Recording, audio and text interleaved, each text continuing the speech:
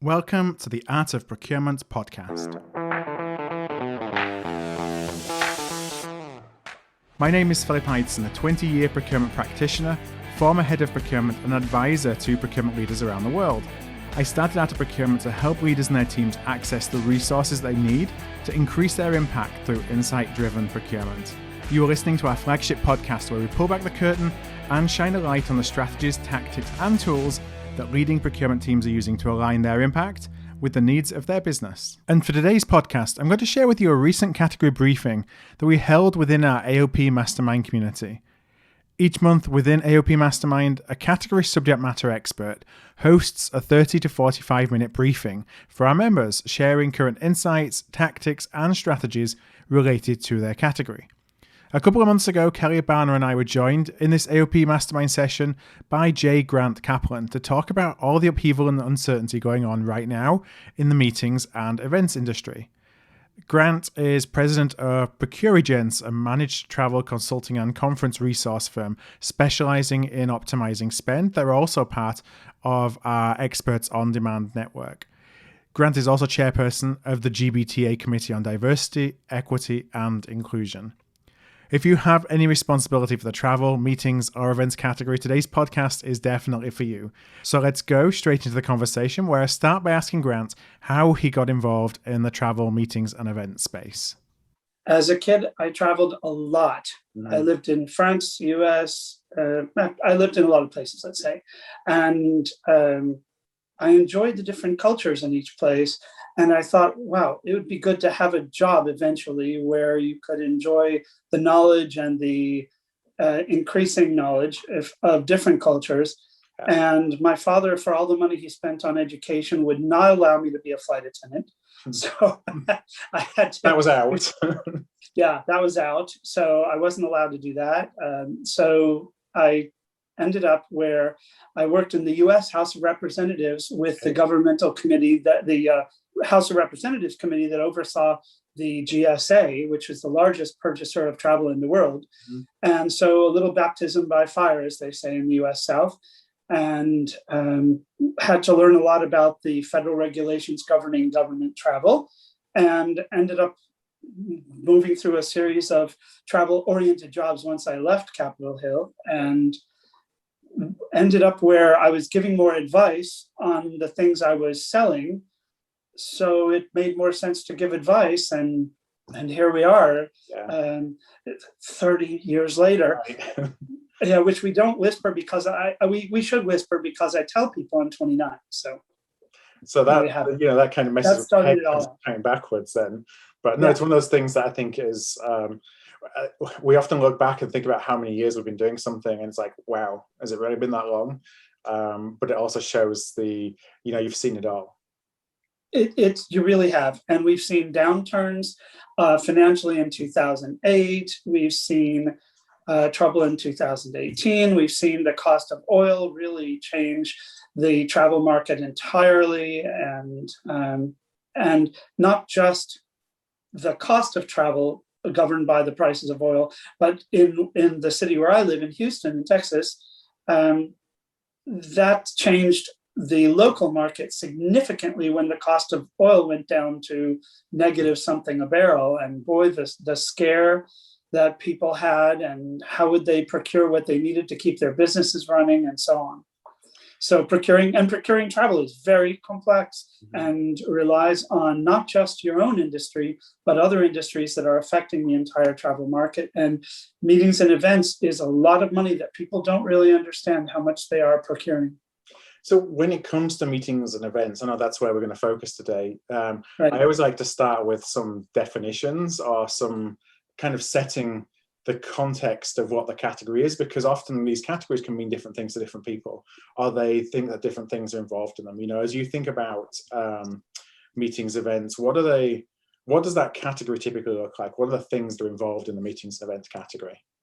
You mean the things that we procure, or how does it define itself? Yeah, I think so. It's like how okay. What would fall if somebody comes to you and says, I need talk me through a meetings and events strategy, or how should I be thinking about meetings and events from a strategic perspective? Sure. What would you include under that umbrella? Let's start with definition, because I'm afraid that a lot of people, not just in procurement, but a lot of people don't really understand what does it mean when we say meetings and events. A lot of people think the meetings that we go to, that somebody else hosts a conference and we go. Well, that could become a meeting, but let's start with the most basic definition that's commonly accepted of a meeting. Most basic definition is 10 people or more. Yeah. Starts with a basic limit. And that 10 people or more means you start to procure a little differently than fewer than 10. So if I flew to your offices to take a meeting with you, that is a meeting. But a more organized meeting where you are procuring as a meeting or an event, that's different and generally starts at 10 people. We're seeing that because of the home office trend with the pandemic, we've seen that meetings now are becoming purchased more like a bigger meeting if they are smaller. So that definition maybe is creeping down a little bit, where 5 people getting together might spend 4 days together. And that means there's 4 times 5 hotel nights, right? So 20 hotel nights, which would have been a meeting of 10 people times 2 nights, right? So you're starting to think of at a given moment, you deserve discounts and you have to procure it more intentionally than not.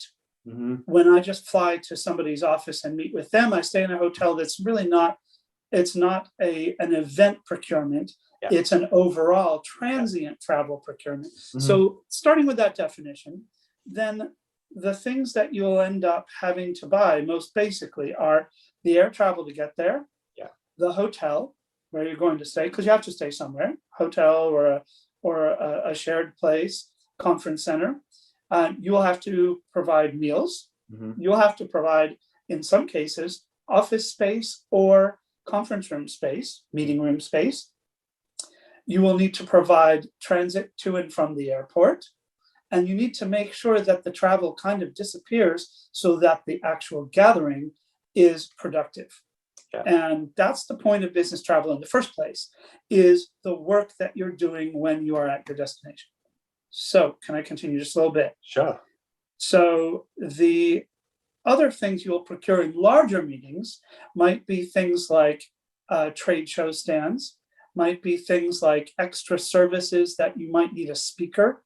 You might need, for a 400 people event or several thousand people event, you may need a professional speaker. So you have to procure that. You may have sidebar meetings. So you have general sessions, more like a convention. And then you have 5 sidebar meetings going on at once, and you will need more meeting space for that. And you'll need coffee break, food and beverage, as well as meal, food and beverage, and maybe a little something delivered to people's rooms, a t-shirt, whatever. So you end up in a bigger world of procurement. With the pandemic, you now need to procure PPE if you're doing it, if you're doing your meeting in a situation where you need to protect people. So your liability and exposure, you have to somewhat procure your way out of that, and medical staff on site. And you might need other services related to pandemic effects.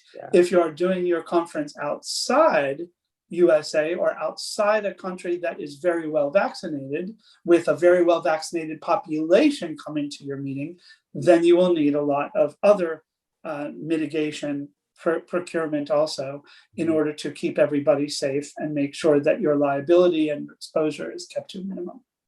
So the complexity, I imagine, of some of the meetings and events that you're starting to plan is going through the roof now as organizations are starting to think about not necessarily coming back to the office, but people meeting together in person.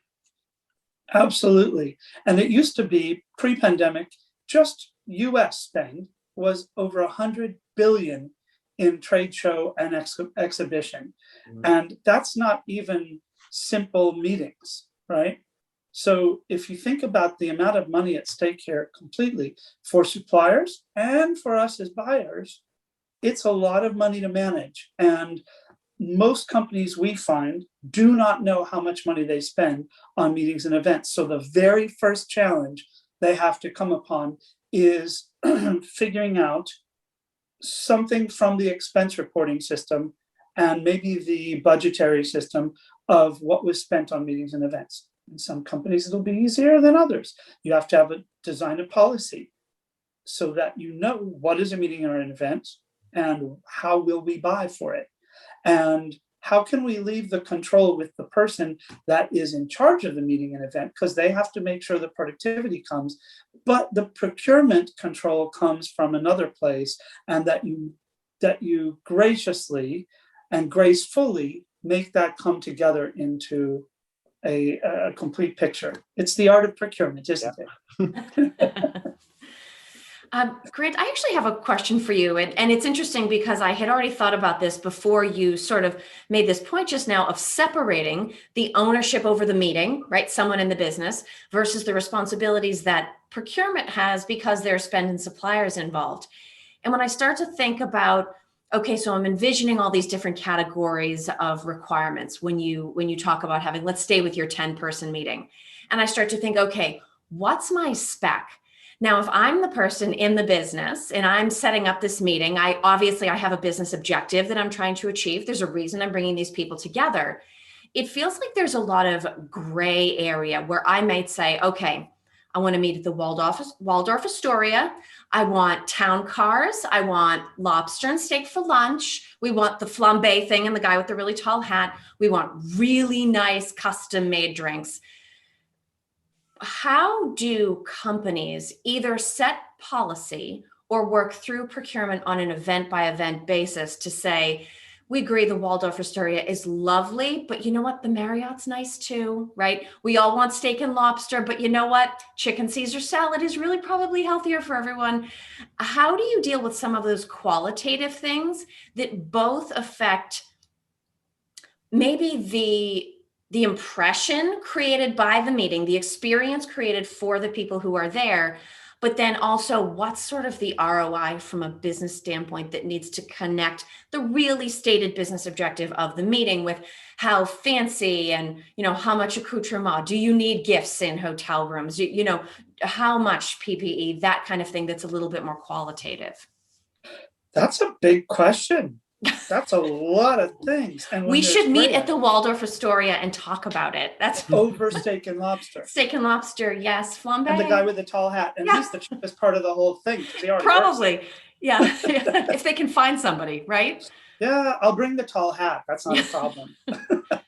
So, yes, it's a gray area. And it will always be a gray area because it's not something you can just simply regulate with a policy. However, I like to suggest that people spend the money of the company as if it were their own. And where that rubber hits that road is in having something as of a guideline in we call it an SMMP, a strategic meetings management program. But part of the program is the foundation of it, which is that policy document. In the policy document, you talk about the ROI of your meeting. And not everybody can calculate the expected ROI, and you only know the ROI afterward, and it's difficult to calculate on the meeting. Some meetings, there's a definite ROI because you're going there, you're meeting with a potential client. The deal is worth 1.4 million. I'm pulling a number out of the air, obviously. Sure. And to get 1.4 million, you're going to pay for the cost of the guy who's going or the lady who's going. You're going to pay for their hotel accommodations. Let the other company pay for their own, although sometimes you might pay for that also. Yeah. You might pay for going to the horse races at nighttime because you're going to make a couple-day event of this sale. Yeah. So the cost of that, because you have to think budget in advance, and reason that out with the expected ROI of the meeting. That's the easiest place. Lowest common denominator is you've got numbers. What if when you don't have numbers and you're doing a business meeting in order to service a client and help them understand, okay, here are the newest features coming in our service or software or whatever. And we want you to know in advance and we'd love you to upgrade to the next level. But for now, we just want you to know that you're happy with our service and let you know what's coming. Yeah. Well, if that's a retention dollar amount, then that ROI might deal with retention. What would it have cost you to get another client to replace that client? What profit margin do you have in that client?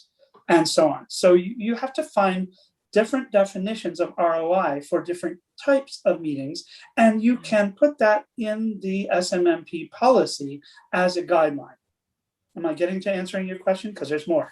Yeah, no, I definitely think you are. This is great. Thank you. Okay, good. So in setting that up, the policy must have some guidance, because there's always a reason to go around, and you need to have some blessing internally before you go around the policy, but some guidance of what kinds of services are appropriate for what kinds of meetings. If your ROI is going to be this and above, Waldorf Astoria, absolutely. If you are, let's say, if you are meeting with C-level people, Waldorf Astoria. If you are meeting with manager and below, Marriott. And you use it as a guideline because people should be adults and we should treat them like adults. Now, that's cultural also, because my clients in Latin America, they have much more stringent regulations in general, not all, in general, of how they allow people to spend travel money and meetings money. Then my clients in Africa have much more stringent regulations than even Latin America. But in Europe, by contrast, there's a lot more understanding that we will come to a consensus of how to spend the money. Yes. Yet the budget is still very important.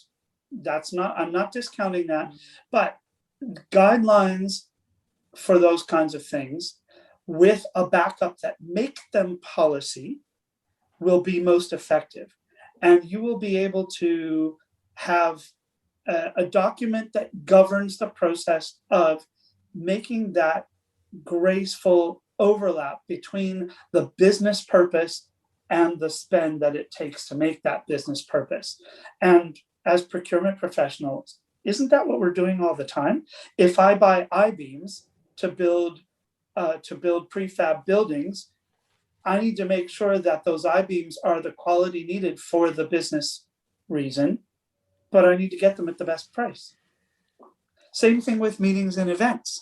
And in events, you may have, in an exhibition, for example, you may have income in addition to expense. How do you budget that out? Well, now you have to know, what's my income going to be? And post-pandemic, and it's not even post-pandemic yet, but we might feel like it is or want it to be, but post-COVID advent, travel has a different sense of meetings attendees when you are talking about external attendees. And because we're not going to the office, our internal attendees are now maybe a little bit larger, because I can't walk down the hallway and half of us go in that conference room and the other half fly in. Now everybody has to fly into a place if I've closed offices, as some companies have done. And now we have a higher cost to do this. Might be more need to justify it. The policy can help you figure that out. And to the degree that you need teeth in your policy, because that helps, you need to have somebody that has an authority over that can help approve things. It may be a different somebody by division, but somebody needs to understand this, help govern it, help keep the costs from skyrocketing when they don't need to. Well, and it's interesting. I like this idea that you mentioned of the graceful overlap.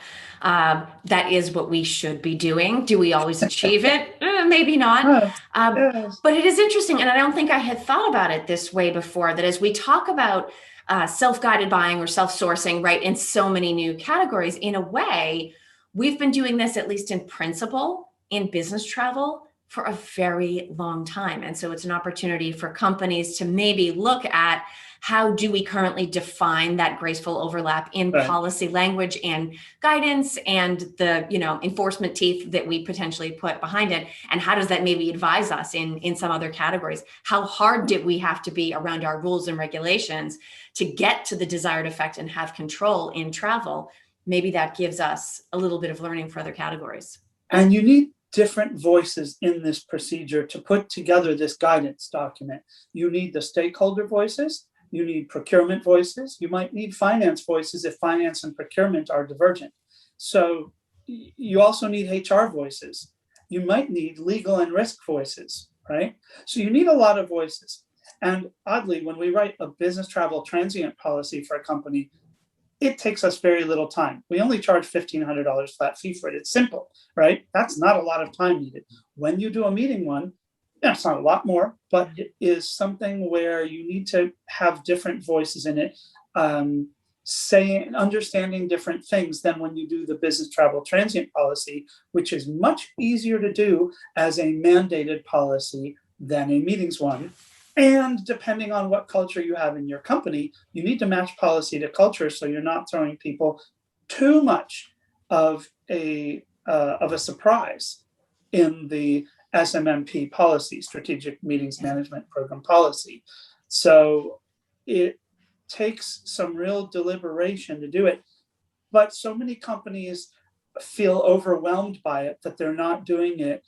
And obviously, when you have some sort of expertise, either you have somebody already internally that knows a lot about this, let them guide you, or external people like us. Your certain people externally to you will have financial conflicts of interest, so you always have to be careful about them guiding you on any procurement.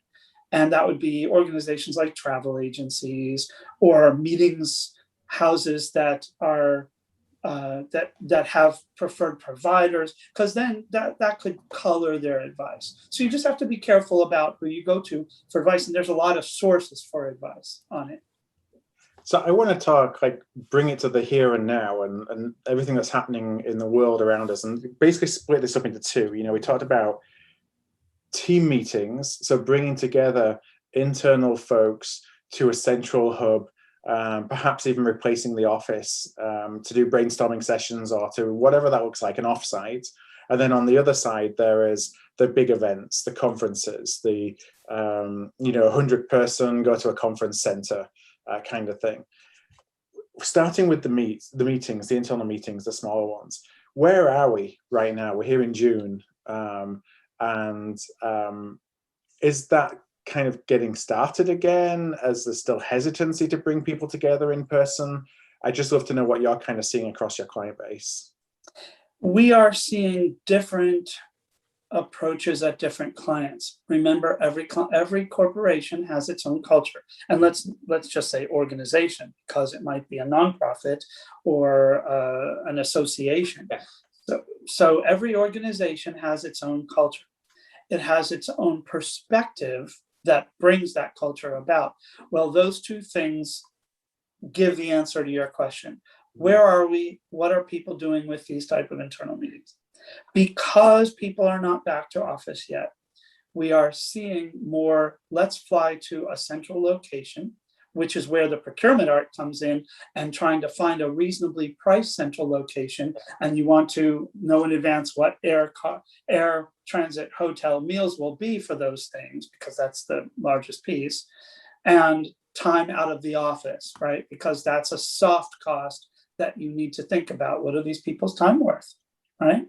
So that's where you decide whether we're going to do a video conference or are we going to do an in-person. Mm-hmm. And we are seeing one of my nonprofit organizations that is rather large in their travel spend and has had a lot of meetings and events business. They have just over $15 million US of annual meetings and events business. They've been doing their meetings in Eastern Europe, where a couple countries were particularly open to foreigners coming, and they have been sending people over there to do their meetings. They are having their meetings because governmentally they couldn't do it in other places, but culturally their people were ready for meetings early. And so we're seeing other clients of ours. There's an Irish software company we work with, and they have a policy where you work at home, and then when you need to collaborate with your colleagues, you can either all meet at one of the offices, but there's not as many offices, or you can find, and we've closed some offices, we can find a place for you all to meet. Go call the travel buyer and have the travel buyer help you. Some travel buyers don't know a lot about meetings and events, so you need to make sure that they either are experts in transient or in meetings and events, and that they get some help. it's interesting how the travel buyer or the travel team are now becoming kind of the real estate and facilities team of old, in having to have the responsibility to figure all this out. Not only that, they now have to coordinate with more departments around the company as they do their job, because there's more risk involved in their job than before. So they're coordinating with legal and risk. There's more people's comfort involved, so they're coordinating more with HR than before. And then, of course, as you said, facilities, if they're going to use a company facility. And I want to encourage anybody that's listening, please feel free to pop any questions in the chat or in the Q&A panel, and I'll be happy to pose those to Grant.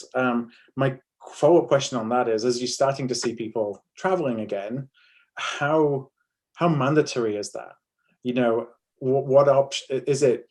Are employees who feel comfortable doing it, will have the opportunity to travel, or that's what we are doing at this point, and where's this kind of spectrum on that? That's where I made a light comment before about talking to the HR department, and the HR department will sometimes have to interface with a traveler and say, if you're not comfortable, we get it, we'll find another way for you to do your job.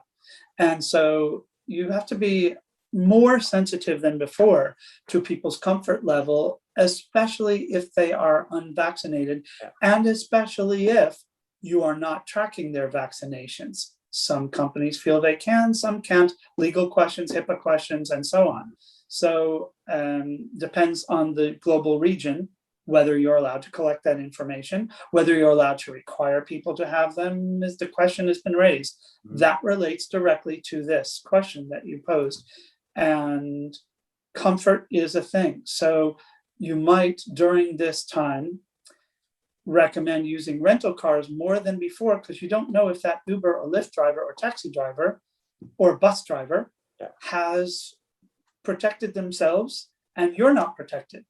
So spend a little more money on a rental car. You want the job done, do it right, and protect your people, because then if they get sick, they're coming back on you, or they are going to be out of the office while they are sick, and your medical bills will climb. So more procurement of benefits. And most importantly, of all of those things, that person's well-being is at question.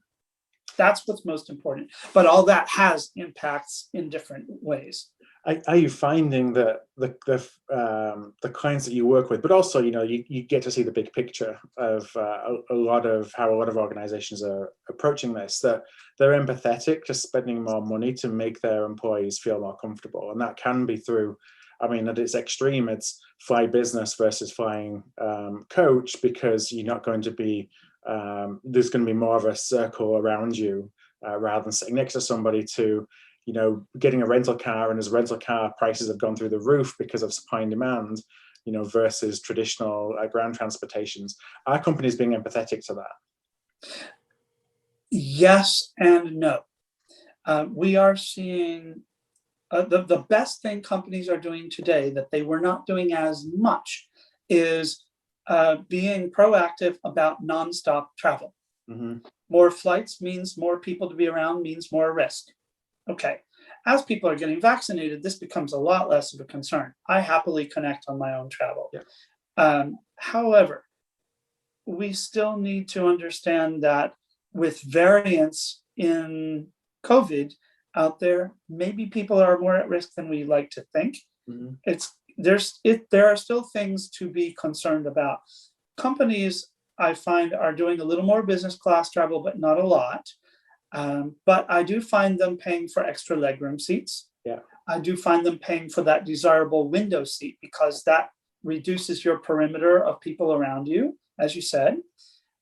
There's software at the travel agency level that can help regulate that for you. So if somebody chose the wrong seat, and our temporary COVID travel policy is thou shalt use a window seat. And I have, if anybody wants it, put in the chat that you want it. I have a temporary COVID travel policy rider for business travel, not so much for meetings, but for business travel. And you can adjust it to include meetings, or I can help you adjust it to include meetings. So just put in there that you want that, and somebody will keep the chat, right? Since you're recording this, and I'll get that out to you. But there is there are software and methods to communicate with travelers as they are making their own travel for going to a meeting, whether it's a large or a two-person meeting. There's also policy during this time that you should be writing for hotel selection and things like that when you're doing meetings and events. And you may want to, for example, if you're using a place with smoking rooms, there are still places in the world that have smoking floors and smoking rooms. Turkey is an excellent example where great value for the meeting. I was just there a few weeks ago and got to increase my knowledge about the market. You can get 5-star places in Turkey for 60 euro, right? I mean, 5-star, different than our 5-star here in North America, but it's still very, very, very good. Yeah. And selected carefully. And so it's an excellent value, but they have smoking floors. So you need to protect travelers that way, and there's ways you can do that. And then going to Las Vegas, of course, if you have travelers that have had COVID and still have weak respiratory systems, but they're willing to travel, you need to be careful about smoking, about air quality at different cities, and so on. So meetings and events can cause a lot of issues depending on who's going. Did I answer your question, or did I get off in a direction? Well, no, what I'm interested in as a follow-up on that is, like, how do you control that? How do you at scale manage all that complexity? Because, that's all well and good if you've got 5 travelers and you know who they are and they know where you're going and you have the time to dedicate to follow up with them and make sure, give them the concierge service. But when you've in an organization that's got tens, hundreds or thousands of travelers, that gets pretty difficult pretty quickly. It does, yes. And I've got a 2-word answer for how you do that very carefully. Yeah. It takes some expertise. Some companies, like mid-sized companies, don't need as much expertise as a full-timer frequently. So some travel agencies will offer this, of course, financial conflict there, but we do this also, and all our competitors do it. You can get a part-time, like a fractional travel buyer that can focus on service and on procurement. Yeah. And they can do it maybe 5 hours a week, and that's enough, right? And can monitor what's been purchased and make sure that it's been purchased in the right way before it's too late to back out. You can have them preview the contracts for meetings and events before they are signed and make sure that the attrition clauses don't cause a lot of expense exposure, or you want to mitigate. Yeah. And good contracts make good business relationships. And so having somebody to be a second set of eyes on that. And sometimes in a procurement organization, there is somebody that has been that function before or procured travel. It doesn't mean that they've procured meetings. These are different animals, right? Doing an airline contract for everybody's travel is different than doing a meeting contract.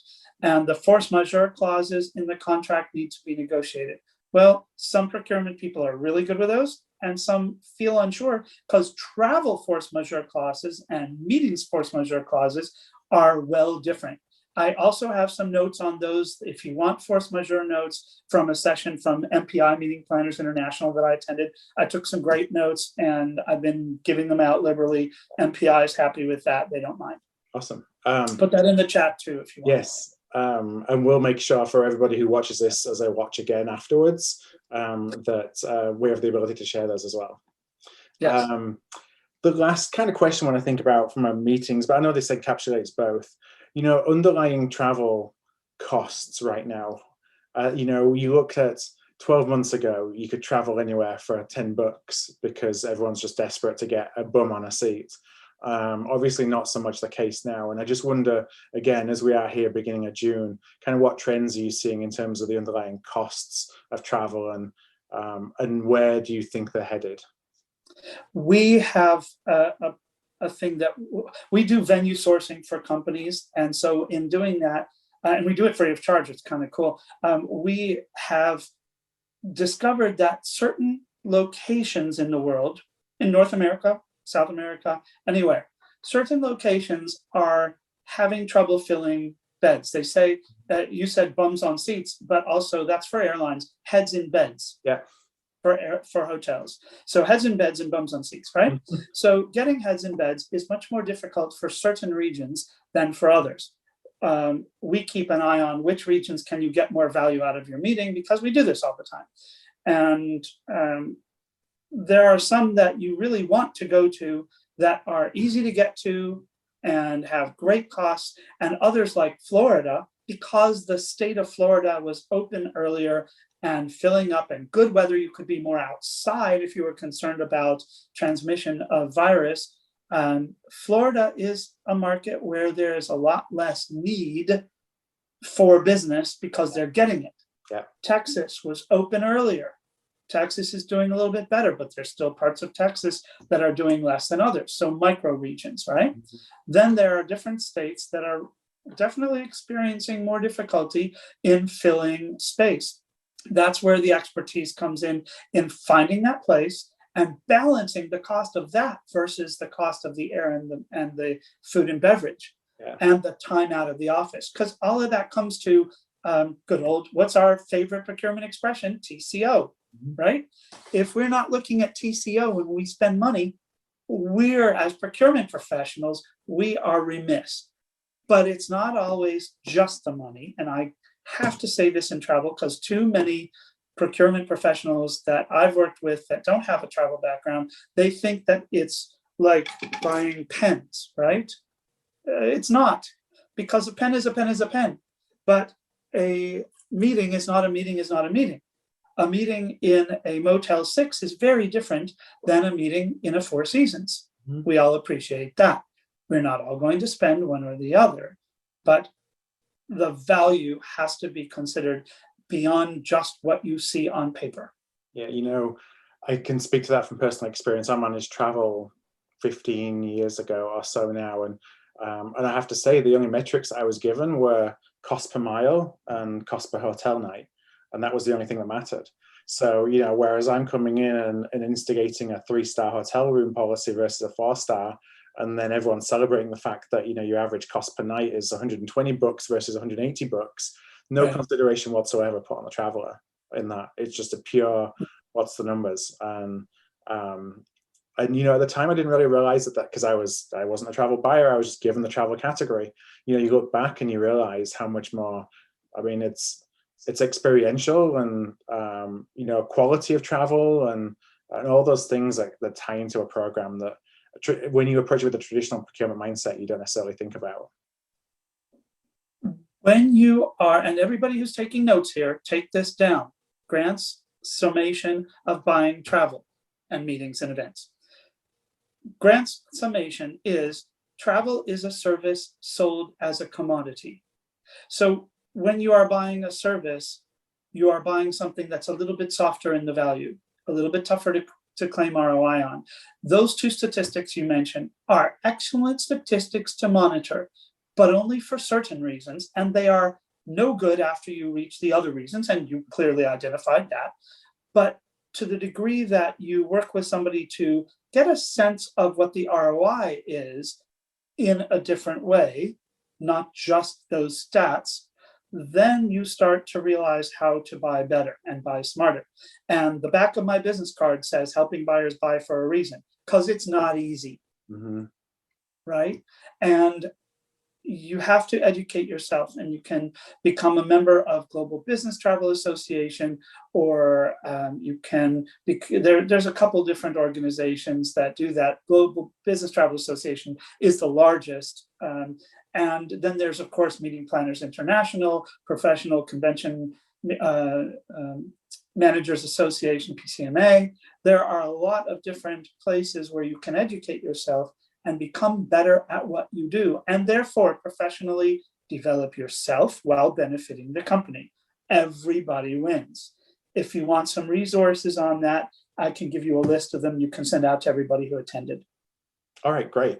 Now I want to just segue over to the events side of the house, you know, the big events. And that's where, you know, I, as somebody who attends events, is still sensing a lot of trepidation in the market of when is the right time to go back to in person? Are we going in person and hybrid? Lots of attempts at meetings that continue to get put back. What are you hearing in terms of when you think that, well, I live in Orlando, and I live fairly close to the Orlando Convention Center, and there's meetings going on all the time there, but they're not the kind of meetings that would historically have gone on there. So I know that people are back to traveling and back to doing events, but from a B2B perspective, like, when do you think that events are going to start coming back and be accepted as being in person? I have, as I said earlier, I have some clients that already are doing meetings and events in person. And some of them have a virtual component to them, so we call them a hybrid, and some of them don't. My personal recommendation at this moment is to focus on hybrid. You will spend a little more AV money, but especially if you're having external people come, such as the MPI conference, there is an in-person component and a virtual component, and they charge you for each. So I can have 10 people or 100 people come to my event virtually, and each person further is just profit after my costs are met. Yep. And so I see that continuing for a long time. But to get closer to your answer, when are people ready to get back in person? It depends on how you're doing in person. So what I'm seeing events do, because I went to one event in Istanbul a few weeks ago that I mentioned earlier. The seats were 2 meters apart. We all felt comfortable. We had masks and everything. At a given moment, enough of the people attending are vaccinated, so you have less worry about that. They will feel more comfortable. Companies will feel more comfortable doing in-person meetings with maybe a little fewer people attending virtually. When is that? I would say that it's 2022 and 2023 is going to be the bigger push for that. We're seeing them happen. Florida's busy, right? You know that. Yeah. And I'll be there in November. We're getting a cocktail if you're in town. All right, tell me. Right. Put it in the calendar. There you go. Oh, I'll get you an invite to my presentation. There you go. So anyhow, we'll see that certain states are having much more in-person meetings. And so companies that are comfortable are going to those states or countries. Mm-hmm. And I would say that international meetings will start more in earnest in 2023.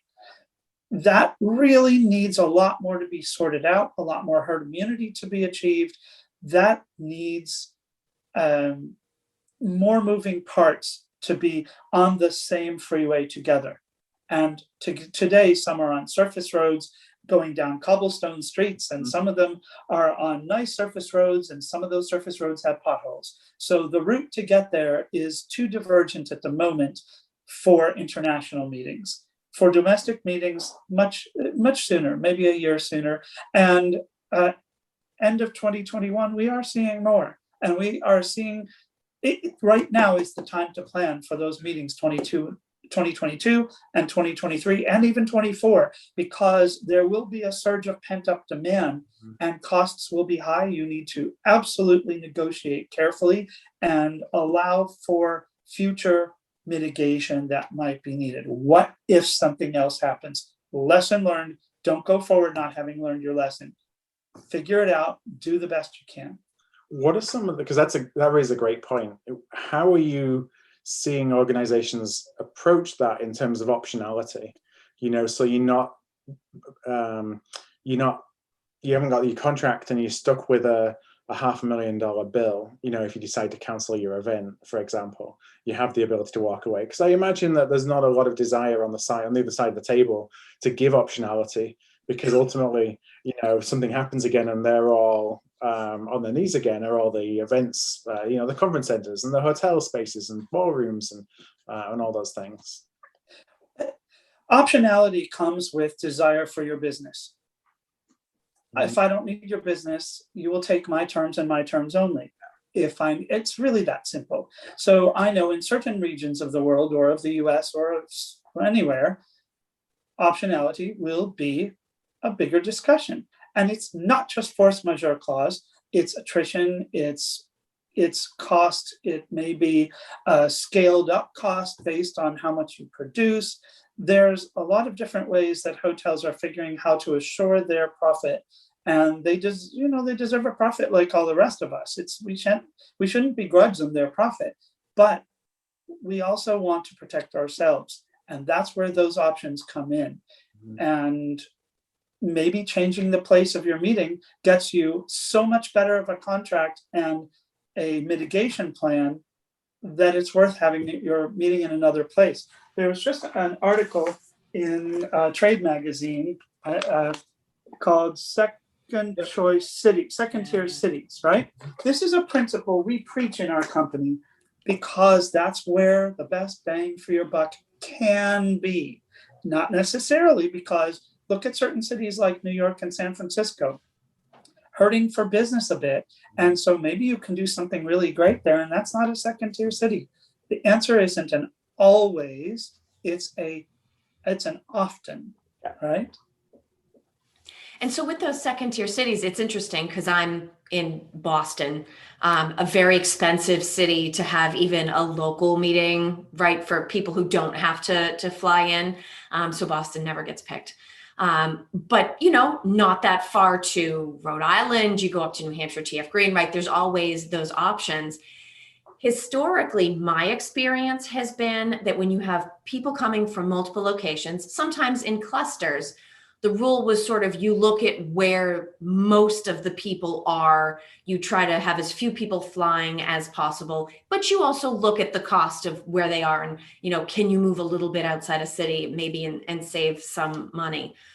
Are you seeing in these temporary travel policies, like you had talked about, sort of a more complex multi-factor way of approaching? So it's certainly where is everyone or where are the majority of the people, and also what is the cost of that city, and also maybe what is the current risk level in that area? Are you seeing all of these things being sort of weighed and balanced? Yes, and it's part of that COVID travel policy template I mentioned earlier, is that while we're still worried about this, when I manage a couple travel programs myself, transient travel programs, and when travelers were needing to go somewhere and nobody was traveling, I would check the risk level in each and every destination on the day we booked, and then I would check it the day before travel and reapprise traveler whether it was safe to go or whether I was canceling his trip or her trip. And so this became part of how we do business now. Yes, all of those things come into play. Are they being written into policy was one of your questions in that. And if you have us, yes, we're writing the policy that way because, a little more breadth of knowledge. Yeah. If you have somebody writing your policy that makes more money if you go to certain cities and fly certain airlines, yeah, maybe they will and maybe they won't. Risk, right? Yeah. If you are having somebody write the policy that doesn't exactly know to think about these things and the different facets to control in the policy, then you'll get some of it and not all of it. Mm-hmm. But just by reading up and by looking at some articles on the web, you can get a sense of how better to write that policy to control for those things. So there's ways to do this, and always to consider TCO, but to have a broader definition of TCO on something that is not a stapler. Yeah. Now, I'm wondering if you're seeing any blurring of the lines, going back to meetings for a second. Traditionally, people would go into an area, find a hotel that has a conference room that's the right size.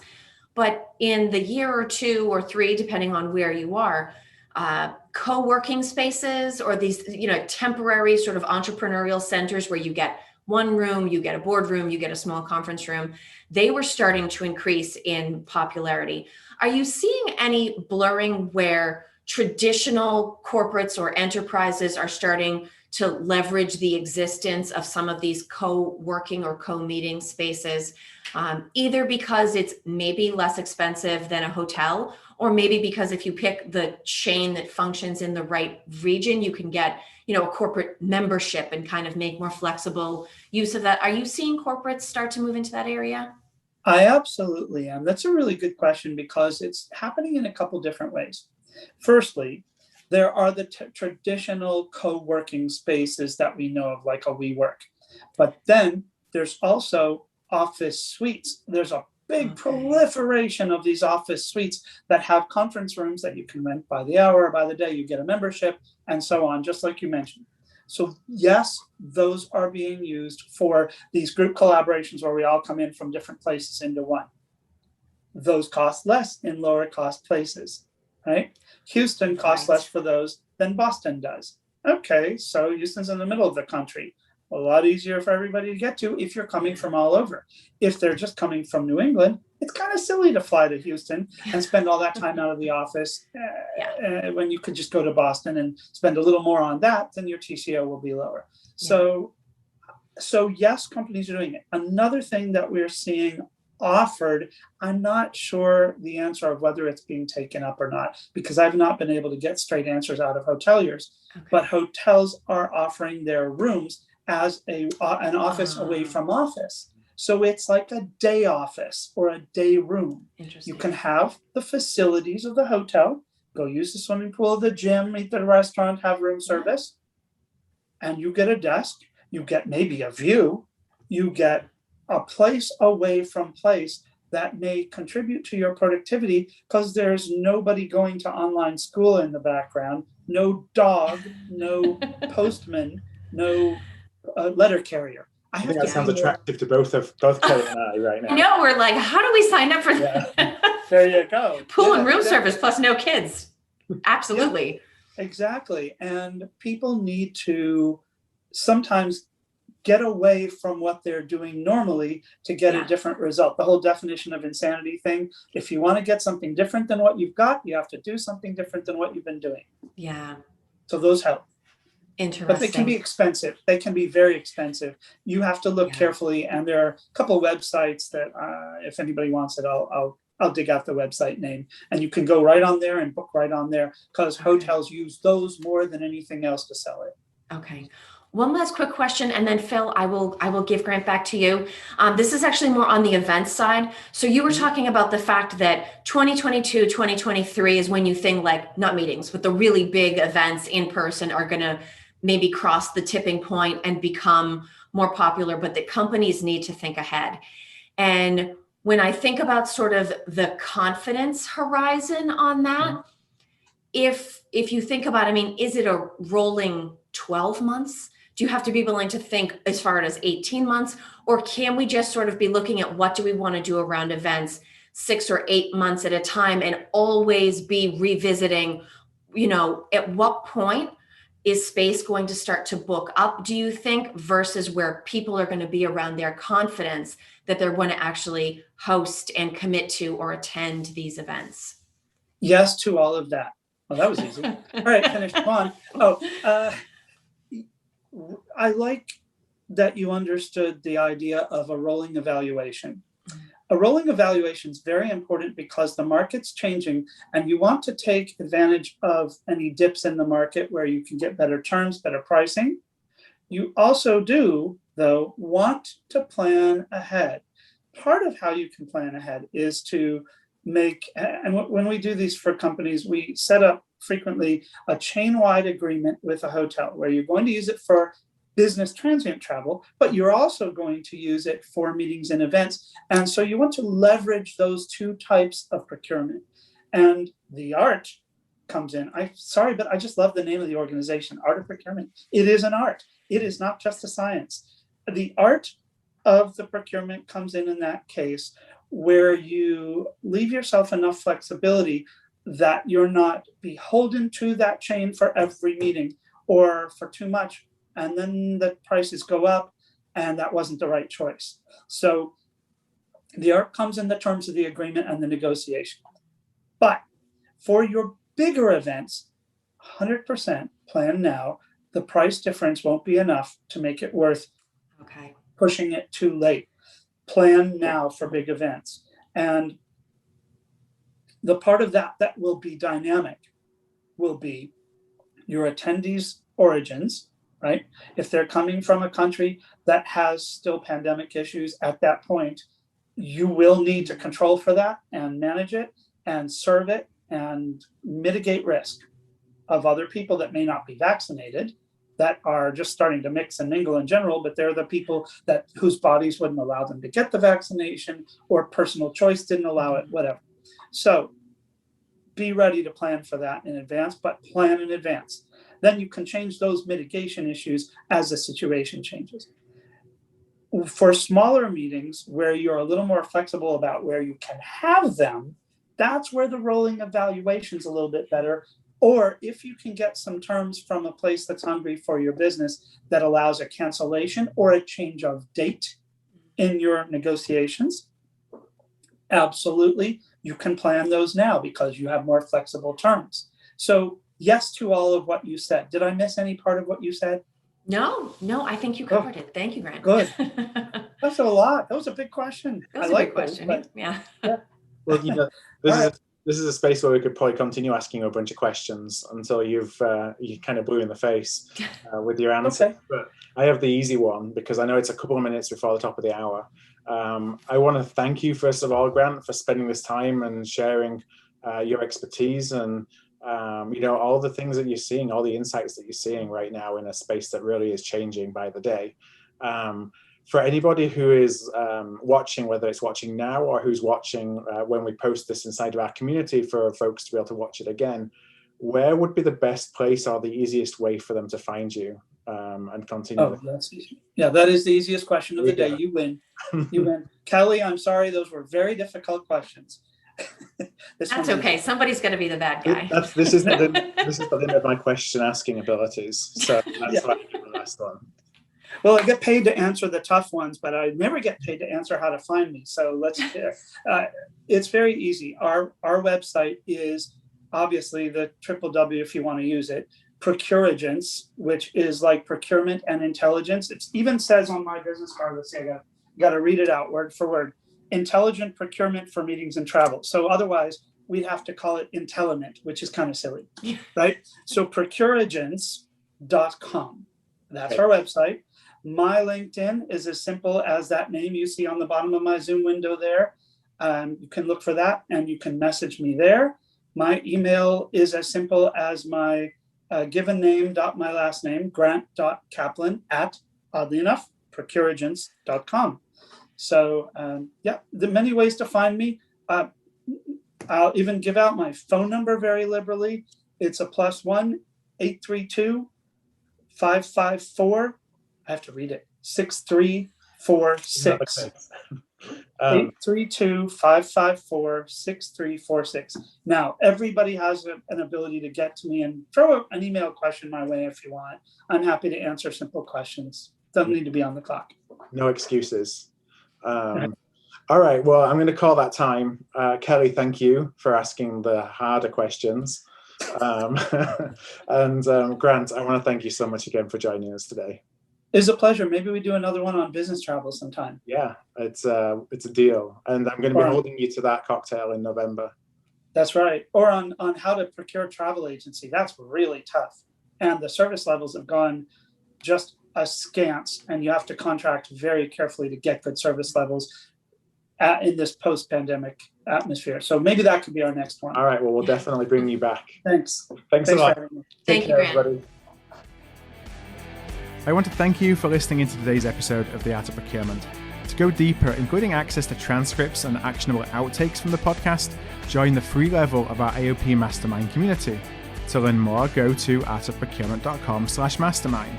And to find our entire back catalogue of almost 400 episodes, go to artofprocurement.com/podcast.